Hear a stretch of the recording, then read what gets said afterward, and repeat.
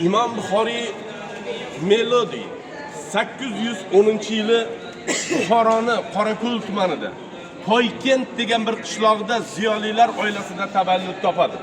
Bu kishiga Muhammad deb ism qo'yiladi. Qarangki, ismi Muhammad, otasi Xo'ja Ismoil. Xo'ja Ismoil savdogar bo'lgan. Onasi esa Qur'onni yod olgan o'ta ilmli, taqvodor ayol bo'ladi. Imom Buxoriyning bittagina Ahmad ismli akasi bo'lgan. Aziz mehmonlar, Imom Buxoriy 2 yoshga yetgach ko'zlariga shikast yetdi. 2 yoshida umuman ko'r bo'lib qoldi. Ota-ona Muhammadni tabiblarga ko'rsatdi, tabiblar davolab bo'lmasligini aytdi. Oradan 2-3 yil vaqt o'tib Imom Buxoriy 4-5 yoshlar chamasi bo'lgan. Bir kuni onaizor har galgidek yarim kechasi tahajjud namozini o'qib, joy namoz ustida soatlab duo qiladi. Onaning ko'zlari o'sha joy namoz ustida uyquga ketar ekan. Qarang, ona bir tush ko'radiki, tushlarda Ibrohim alayhisalom ayon beradi. Ey volida deydi. Seni Allohga qilgan duolaringni Alloh mustajab qildi. Ona qaraydi. 2 yoshida ko'zi ojiz bo'lgan Muhammad 4 yoshida yana bu yorug' dunyoni ko'ra boshlagan edi. Aziz mehmonlar, bir onaning duosini Alloh shunday mustajab qiladi-da. 2 yoshida ko'zi ojiz bo'lib 4 yoshida Alloh nur beradimi? Buxoroni oddiygina bir madrasasida o'qiydi. Aziz mehmonlar, qarangki, Imom Buxoriy 7-8 yoshlarida butun bir Qur'oni Karimni yoddan bilgan. Imom Buxoriy 7-8 yoshlarida qori bo'lgan. Imom Buxoriy 10-11 yoshlarda 70 mingdan ziyod muborak hadisni yoddan aytib bera olgan. Lekin Imom Buxoriy yosh bola paytida otadan ajragan. Yoshligida otasi Xo'ja Ismoil vafot etdilar. 16 yoshga yetganlarda ilmi shu darajada baland bo'lgan. Bitta kitobni bir marta o'qiydi. Qarang, bitta kitobni yodda saqlab qolish qobiliyat bo'lgan.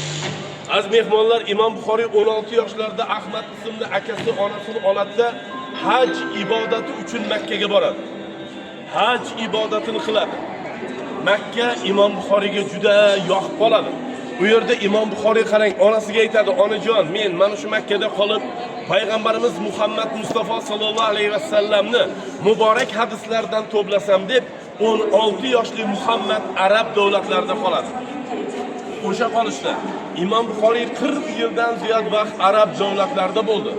Imom Buxoriy Kufada bo'lgan, Qohirada bo'lgan, Misr, Makka, Madina, Hijoz, Shom, Nishapur, Basra eng ko'p yashagan joyi Makka bilan Madina bo'ladi.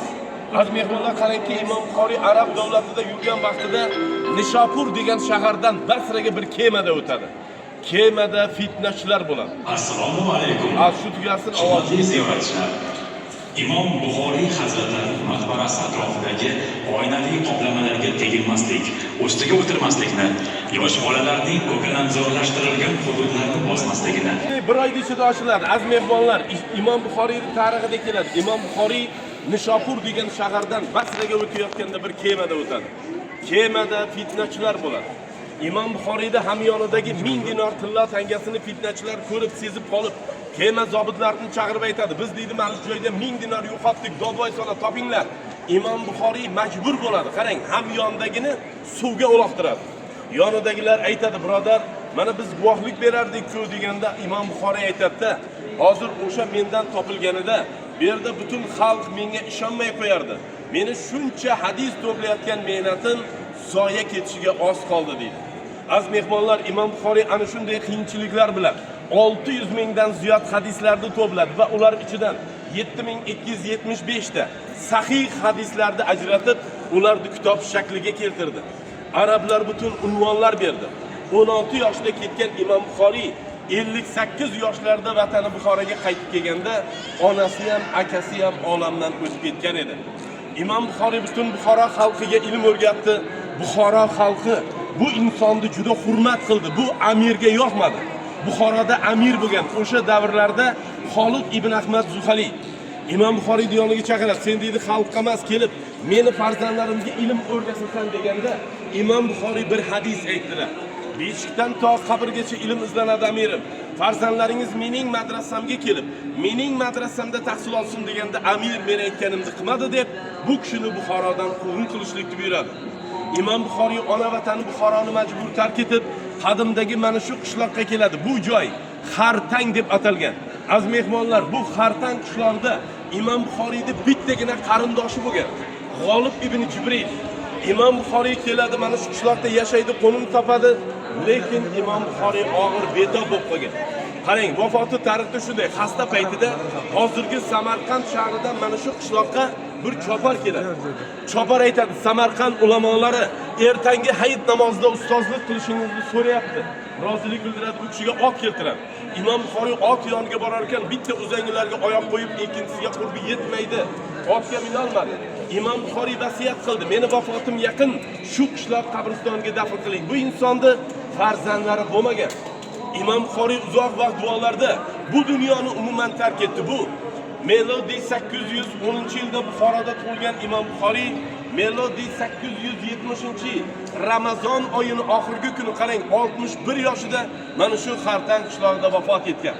Az mehmonlar, bu inson vafot etganida jasadidan ter quyiladi. Bu holatning sababini hech kim bilmagan.